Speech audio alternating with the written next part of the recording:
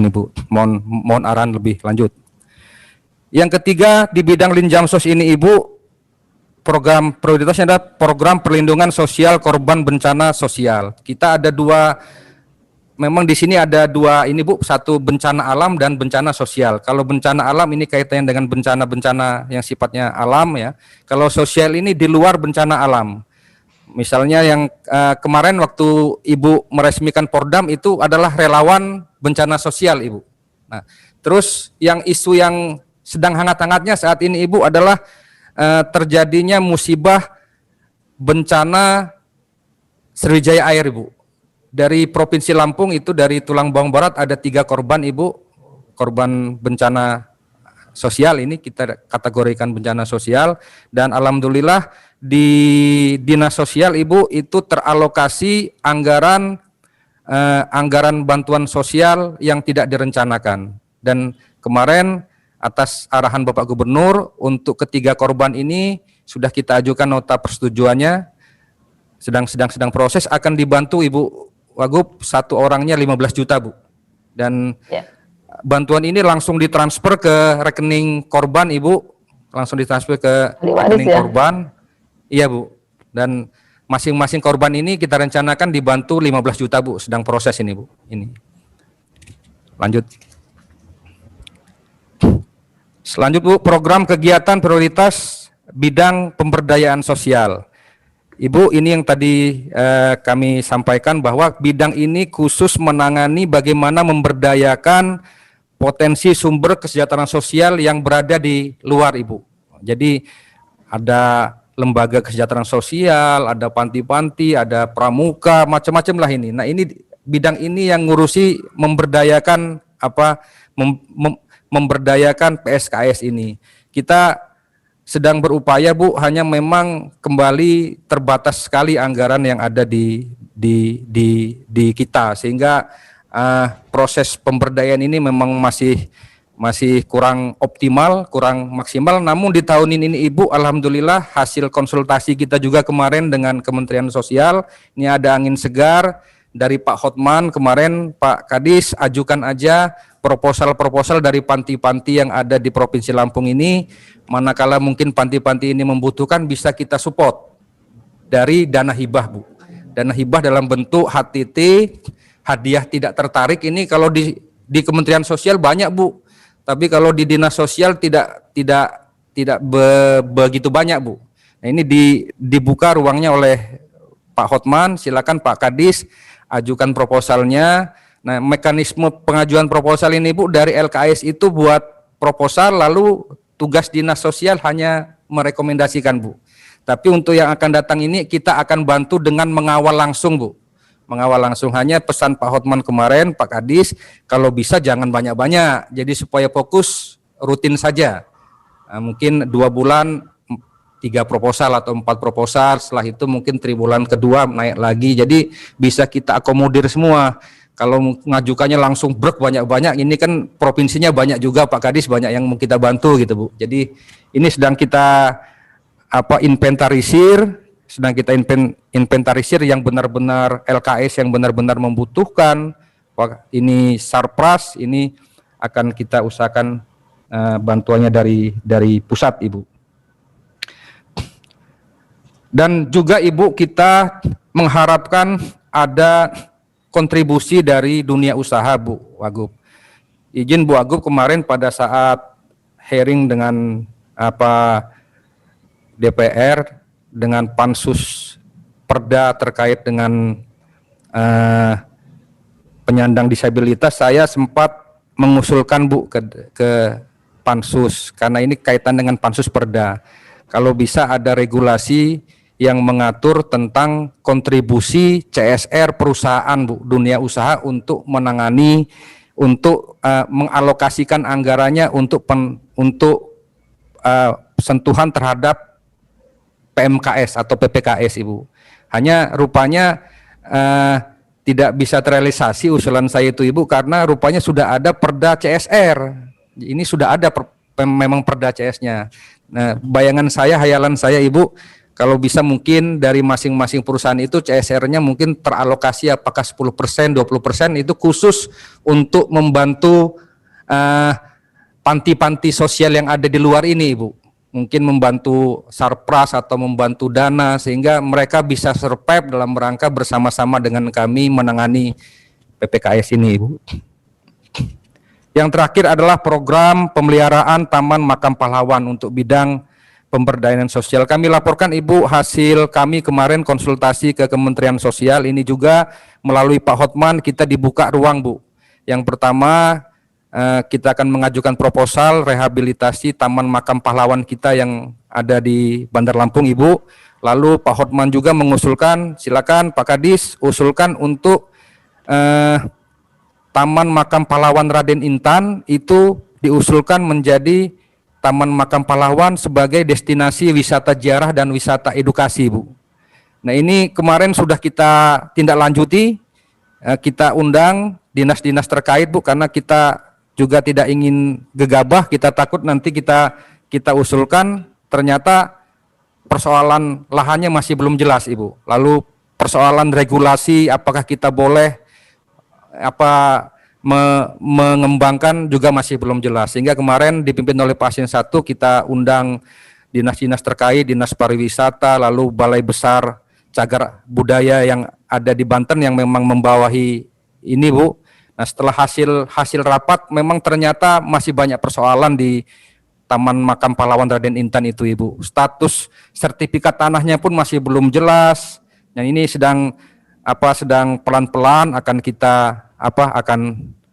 kita perbaiki dulu, mungkin secara bersama-sama nanti kita benahi alas haknya, lalu kita statusnya seperti apa, tetap usulannya tetap akan kami dorong juga, Ibu.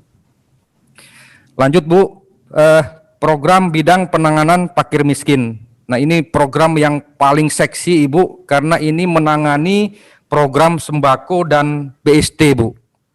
Ini program bantuan sosial tunai untuk tahun 2021 itu, tahun 2021 ini masih, Ibu Wagub, ya ini besaran BST ini 300.000 dan informasinya sampai dengan bulan Juni. Ini informasi BST ini. Lalu program sembako ini juga masih, Bu, dan besarannya 200.000 per bulan per KK. Nah, ini tugas kita untuk sebagaimana arahan Pak Presiden diperkuat oleh Pak Gubernur untuk memastikan agar tepat sasaran dan tepat pemanfaatannya. Kalau kata Pak Presiden jangan sampai dibelikan rokok. Nah, ini kita sudah membentuk tim Monep, Bu, untuk turun ke bawah dalam rangka memastikan program-program ini agar tepat sasaran. Yang kedua, program kelompok usaha bersama atau KUBE. Kita berharap, Ibu, program sembako ini sesungguhnya karena pendistribusian bantuannya masyarakat ini tidak terima uang tunai, tetapi mereka terima barang dalam bentuk sembako melalui e-warung. Sebenarnya kita mendorong ke kawan-kawan di kabupaten kota ini agar e-warung itu adalah merupakan kube dari masyarakat miskin yang ada dari masyarakat miskin penerima manfaat program sembako ini. Mereka membentuk kelompok usaha bersama yang usahanya adalah mengadakan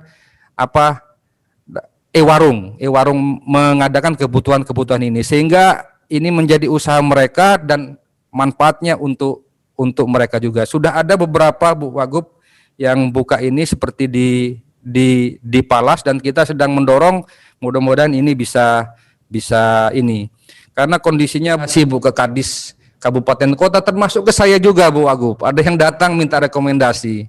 Nah, ini kita agak susah juga. Kawan-kawan di kabupaten ini, bahkan Pak Kadis, kita dorong sama-sama, titip salam ke Bu Menteri, kalau bisa udah terima uang aja lah. Ini masyarakat yang menerima program sembako. Iya, Bu. Jadi mereka biar beli sendiri, nggak usah. Silakan milih lah, mau beli di Indomaret atau mau beli di mana, silakan itu, Bu. Karena memang ini yang program yang paling ini, Bu, paling rawan, Bu, dibidik oleh KPK ini, Bu, paling rawan, Bu. Iya. Dan usulkan aja tuh, kasih uang, iya, nanti masyarakatnya kasih bonnya ke laporan bonnya. Iya, Bu, siap, Bu. Dan yang terakhir, program rehabilitasi sosial ramah rumah tidak layak huni, Bu. Nah, ini kami juga sedang mengusulkan, Bu, ini oleh kami kemarin dari Kementerian Sosial, Pak Asep Sasa, Pak Dirjen FM sudah membuka ruang juga, silakan Pak Kadis inventarisir di kabupaten kota yang membutuhkan ini, kita ada slotnya. Kita sudah informasikan ke kabupaten kota untuk mengusulkan program rumah tidak layak huni ini, Ibu. Itu mungkin 4 program, Ibu, dan tadi Bu Wagub menyampaikan terkait persoalan data, Bu. Terus terang memang persoalan data ini pada saat saya ikut shelter pun ini menjadi pertanyaan utama yang disampaikan oleh tim penguji, Bu. Apa inovasi saudara agar data DTKS ini real time? Itu yang ditanya oleh tim, Bu. Jawab apa, Pak? Iya, saya bilang, Bu, ke tim, ya kita harus punya aplikasi sendiri, Bu. Saya bilang gitu, Bu. Kalau kita mengandalkan aplikasi yang ada di kementerian ini kan hanya 2 periode aja, Bu. Periode bulan Januari dan periode bulan Juli di online-nya, Bu. Jadi tidak akan mungkin bisa ini karena memang di Pusdatinya hanya punya regulasinya seperti itu, Ibu. Hanya Ibu izin ini karena audit terkait dengan DTKS ini bukan hanya oleh APH tetapi juga dilakukan oleh Ombudsman. Nah, dan Ombudsman juga sudah mengeluarkan rekomendasi dan kita dipantau benar, Bu, oleh Ombudsman. Jadi rekomendasi dari Ombudsman ini, Bu, ternyata di lapangan memang pemerintah kabupaten kota ini memang tidak komit untuk melaksanakan regulasinya, Bu. Jadi regulasi dari DTKS ini adalah Permensos nomor 28 tahun 2017 tentang pedoman umum verifikasi dan validasi data terpadu penanganan parkir miskin dan OTM. Lalu Permensos nomor 5 yang diperbarui dengan Permensos nomor 11. Kenyataan di bawah, Bu, pendataan ini memang dari birokrasi dari tahapan-tahapan ini tidak secara komit dilaksanakan oleh kawan-kawan. Pada Permensos ini itu harus diperipali dulu, diserahkan ke provinsi. Nah, ini banyak tahapan-tahapan yang tidak diindahkan oleh tim, Bu. Harusnya dibentuk TIKOR, harusnya dibentuk tim pengawas, ini tidak dibentuk. Tapi bisa dimaklumi, Ibu, karena memang anggarannya tidak dialokasikan, Bu. Nah, ini yang juga kami sampaikan kemarin dengan Pak Kepala Biro Perencanaan. Izin, Pak, kami bilang terkait dengan ini kami bermohon kiranya karena memang kondisi fiskal di daerah masih sangat terbatas, kalau bisa terkait dengan DTKS ini juga ada support anggaran, Bu, sehingga kita bisa bentuk tim pengawas, tim koordinasi, kita juga bisa memberikan honor untuk enumerator yang melakukan pendataan. Nah, kalau ini semua bisa berjalan, kita berharap benar-benar data ini bisa valid. Selanjutnya izin, Ibu, kami informasikan bahwa pada bulan Februari sebelum COVID, Bu, itu Kementerian Sosial telah meluncing aplikasi SIXDroid, Ibu. SIXDroid ini singkatan dari Sistem Informasi Kesejahteraan Sosial berbasis Android, Ibu. Jadi aplikasi ini sangat baik, Bu, dan terkoneksi dengan satelit, dan enumerator itu modalnya hanya Android saja, Ibu. Jadi enumeratornya bawa Android, lalu datang mungkin di awal diberikan data dari Pusdatin, jumlah data basis datanya ya. Nah, ini setiap rumah didatangi, Ibu. Didatangi lalu rumahnya difoto, penghuninya difoto, kamar mandinya difoto, nggak bisa bohong-bohong ini, Bu. Jadi langsung terkoneksi dengan internet dan nanti sistem yang akan memvalidasi dan memverifikasinya, Bu. Sistem yang akan kalau yang kemarin mungkin masih bisa bohong-bohong, kalau saudaranya kepala desa atau tim suksesnya kepala desa bisa bohong-bohong. Kalau ini sudah nggak bisa lagi bohong-bohong, Ibu.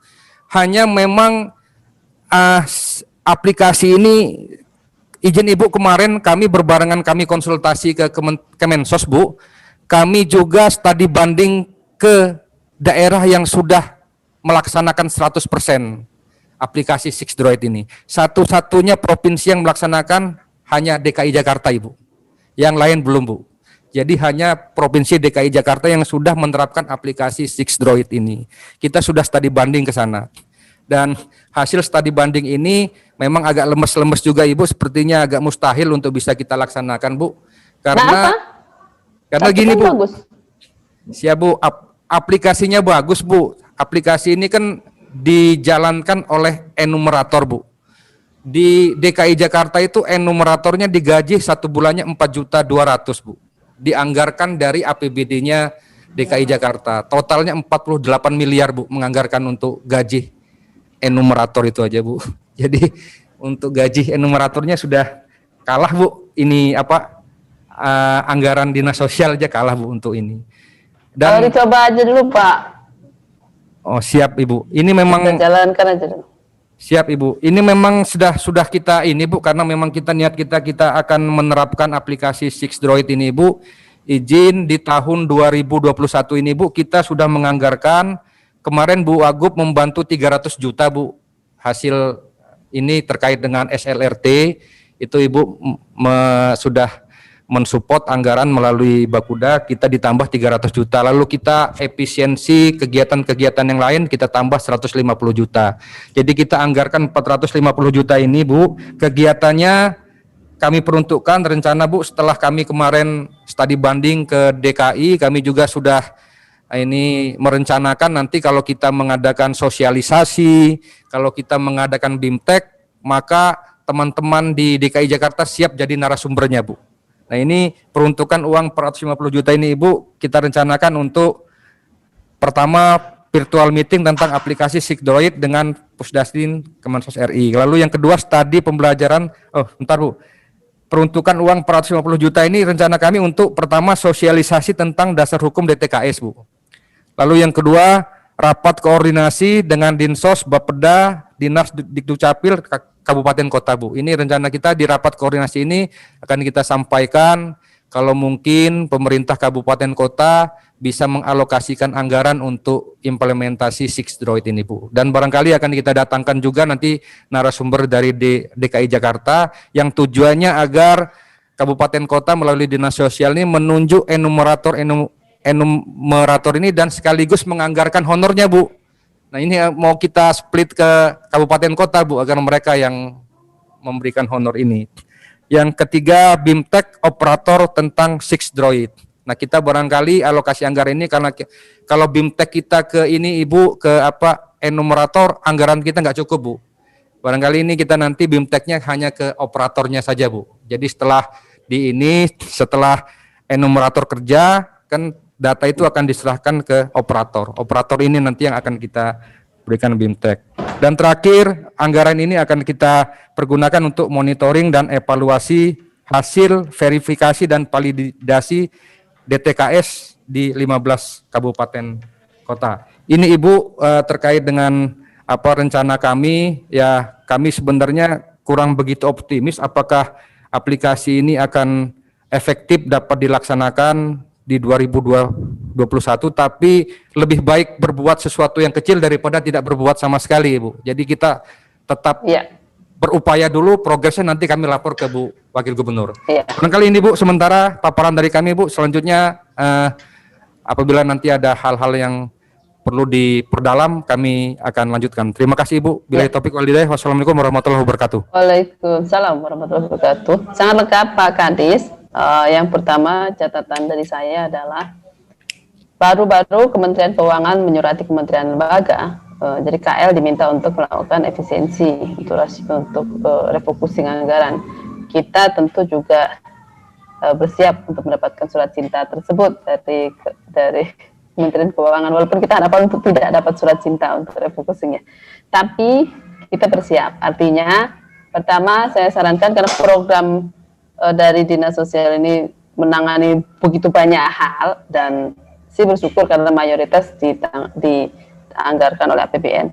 Namun demikian kita perlu tata prioritas mana yang harus sesegera mungkin untuk kita gelar agar ketika datang surat cinta itu memang anggaran kita di awal ini udah kita spend, kita gelar aja. Jadi biar yang urgent-urgent, biar nggak habis untuk direfocusing kalau nanti ada refocusing. Kemudian soal stunting menjadi penting untuk kita tangani. Bagaimana persoalan penanganan stunting ini, bagaimana petanya stunting yang penting banget, karena bantuan begitu banyak, tapi seringkali karena peta data stunting ini kita nggak tepat, kurang maksimal tepatnya, akhirnya berbagai jenis bantuan-bantuan ini kadang juga nggak nyasar ke persoalan-persoalan stunting. Dan kita kemarin dengan Bapeda kan kita pemetaan stunting itu kadang ada persoalan, ada peta, ada data, ada solusi. Ketika solusi ini disebar, karena ini nggak bisa hanya satu dinas, ketika disebar ke banyak dinas, seringkali lokusnya nggak nyambung dengan data persoalan. Bisa dipahami nggak? Nah, akhirnya persoalan stunting ini nggak tertangani dari tahun ke tahun, miliar, masih ada terus. Oke, sekarang kita bergerak ke arah yang positif. Oke, melanjutkan nanti bersama Bapeda soal pemetaan, mungkin 2021. Jangan sampai persoalan ada, solusi ada, masuk program, lokusnya nggak nyambung dengan persoalan. Ini terjadi lagi. Jadi biar nyambung, kalau nggak nyambung memang nggak akan selesai persoalannya. Masalahnya, boroknya di sini, kita perlu obatnya ada, tahu-tahu obatnya diolesnya di bawahnya. Jadi nggak sembuh boroknya, kira-kira begitu. Kemudian gerakan untuk panti sosial itu saya pikir perlu juga kita tidak hanya menyadarkan pada anggaran. Ada satu keresahan ketika ada persoalan radikalisme. Bagaimana kota-kota amal digunakan untuk radikalisme. Satu hal yang saya note dalam hal ini adalah warga itu sebenarnya mau diajak berbuat baik. Warga itu mau diajak untuk nyumbang. Sisi lain pemerintah punya persoalan yang real, nyata, ini persoalan panti sosial apa segala macam itu kan persoalan nyata. Sisi lain warga mau berbagi, mau nyumbang. Kenapa enggak? Ada mungkin kita bekerja sama dengan NGO tentunya, karena pemerintah nggak boleh minta sumbangan. Non-government organisasi perlu kita ajak untuk ayo kita bikin gerakan kemasyarakatan, daripada duit masyarakat ini dipakai untuk radikalisme. Ayo, ini yang benar nih, ini persoalan yang butuh uluran tangan nih, gitu. Jadi kita mulailah, terbukalah persoalan-persoalan sosial semacam ini, kita buka. Warga banyak yang mau nyumbang. Lihatlah kota-kota amal itu penuh duit, walaupun uang dimulai dari receh terkumpul kan juga besar. Bayangin data penggunaan uang sumbangan untuk radikalisme itu kan payah, itu sebenarnya bisa kita arahkan ke arah yang benar. Pemerintah harus hadir dalam hal ini, bukan hanya untuk mentungi jaringan radikalismenya, tapi juga hadir. Ini loh, ada banyak orang baik mau berbuat baik, kita hadirkan. Ini loh masalahnya, ini loh yang kalian itu perlu sumbang, yang ini loh, ini benar-benar real loh, butuh tangan kalian, kira-kira gitu. Nah, terakhir saya garis bawahi tentang aplikasi Six Road ini bagus, kita dorong untuk bisa berjalan di Lampung walaupun dengan segala pesimisme kita, tapi kita coba. Yang lain mungkin kalaupun karena itu besar dan sebagainya, kita kolaborasi. Nah, kita kolaborasi dengan yang lain, mungkin pada intinya kita coba aja dulu, kita jalankan aja dulu, sambil berjalan menemukan persoalan, sehasilnya apapun kita jalankan aja dulu, kita gedor-gedor dengan cara lain. Soal biaya gaji itu kan, insentif itu kan sebagai salah satu komplement, salah satu tools untuk membuat mereka bekerja giat. Bisa juga dengan cara lain, misalkan apa. Kita coba cari apa ini gitu. Jadi saya sangat dorong agar ini menjadi salah satu untuk mengurai, cara untuk mengurai, tools untuk mengurai carut marut data. Data ini kan di bawah komplain, kenapa di atas kok ngasihnya tadi itu. Ternyata setelah diurai sama Pak Kadis, oh ini masalahnya di sini, dan langsung data masuk, langsung di SK, langsung apa, karena nggak ada peran-peran yang harus misalkan saringan-saringan yang berfungsi menyaring itu nggak berjalan karena anggarannya nggak ada, dan seterusnya. Akan selalu rumit kalau kita biarkan begitu. Jadi ya do something kita, salah satunya dengan Six Droid ini kita bisa harapkan. Nah, Pak Kadis, selama setahun ini ada 12 bulan, kita belah 4, per 3 bulan kita lakukan evaluasi, mungkin sifatnya target-target kerja yang tadi di awal pertama Pak Kadis sampaikan soal yang masuk 33 janji kerja, termasuk tentang perempuan tadi, tidak cukup hanya kalau bantuan diserahkan kepada perempuan, tapi saya lebih mendorong kepada perempuan bisa kita melalui program-program sosial bisa kita berdayakan untuk mampu apa tadi ya istilahnya itu wisuda dari mandiri dari meminta, dari mengharapkan bantuan terus-menerus begitu. Jadi dengan cara kita perlu banyak untuk mereka bisa berproduksi, menjadi orang-orang produktif yang menghasilkan uang. Sebulan ratusan ribu, 400 ribu, 300 ribu, jangan hanya mengandalkan minta dari pemerintah terus, kolaps anggaran pemerintah ngasih makan orang semua ini, yang terus nambah orangnya. Nyari sendiri, kira-kira begitu. Dan ketika saya masuk ke ruang-ruang komunikasinya di masyarakat, pada grup pelatihan apa segala macam, mereka mau bayar, kemudian bisa jualan SK, jualan apakah, gorengan kah, jualan kue-kue apa. Bisa dengan situasi hari ini bisa jualan online, nyatanya bisa. Apalagi kita mau dorong pasar berjaya, bukan hanya masuk ke pasar, tapi masuk ke ruang-ruang seperti kuliner dan sebagainya. Nanti kita sambungkan itu semua, itu biar orang-orang atau perempuan-perempuan yang selama ini sangat menggantungkan diri kepada bantuan sosial, kita bikin atau kita buat sadar, kita ya nggak tahu berhasil apa enggak, tapi kita upayakan agar mereka mau mencari dari hasil karya, hasil kerja, hasil keringatnya.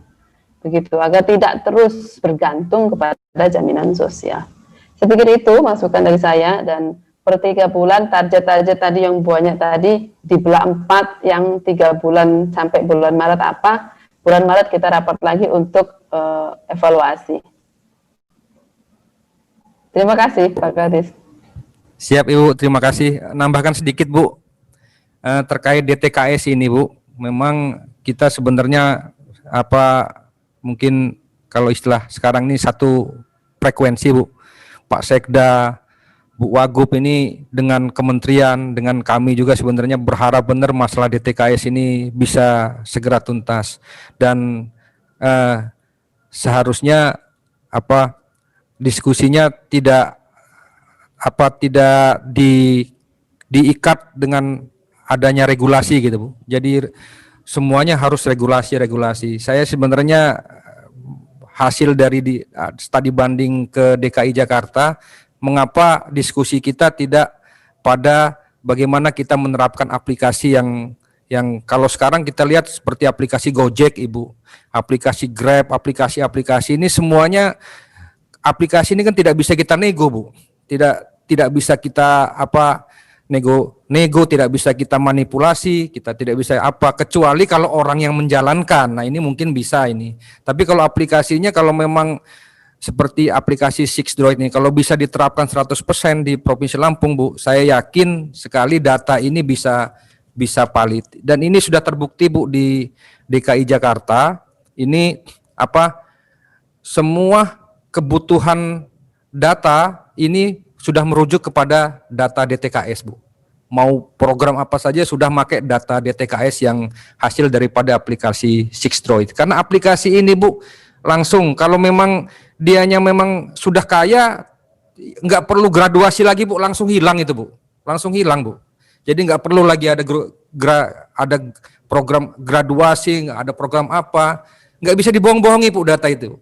Dan kalau mungkin ternyata enumeratornya salah Bu, nakal mungkin. Nah ini di DKI itu ada satu satgas yang dibentuk untuk menindaklanjuti. Jadi silakan warga mungkin tetangganya melapor ke satgas langsung datang ke rumah itu, motok lagi, langsung diverifikasi lagi gitu Bu. Jadi bisa, kita berharap yang real time itu bisa Bu kalau ini diterapkan. Hanya memang regulasinya belum mendukung Bu ini Bu.